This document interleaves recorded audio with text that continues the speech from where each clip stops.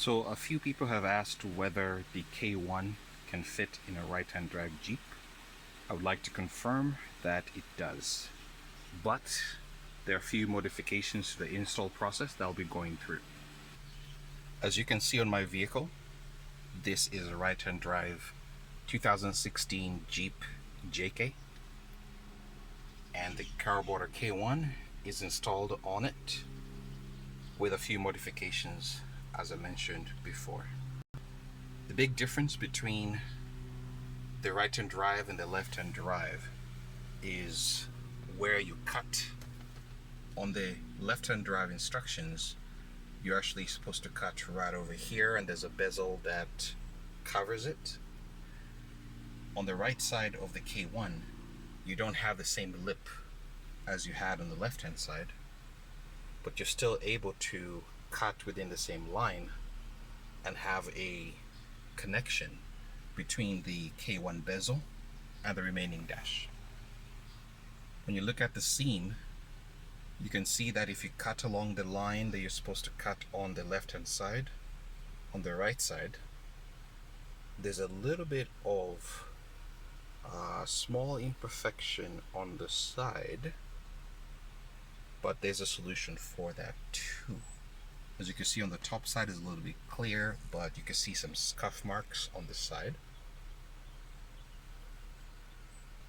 But the seam is pretty fit, and it doesn't shake when you push the K1.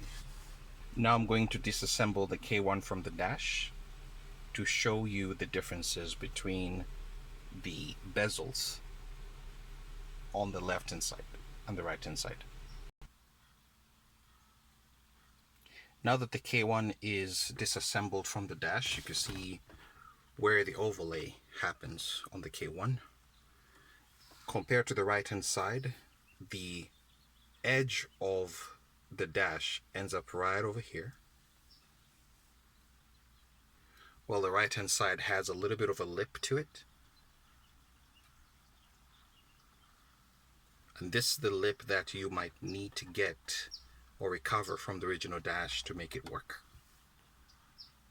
On my original installation, I tried as much as I can to DIY a solution by pretty much cutting deep into the original dash.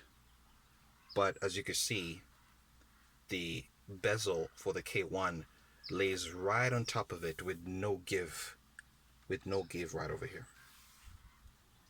The best way to make the dash fit is not to cut along the original line as requested, but to look at a line on the actual bezel, the radio bezel, as highlighted over here on the by the white mark, and just follow this through all the way along, all the way to the end.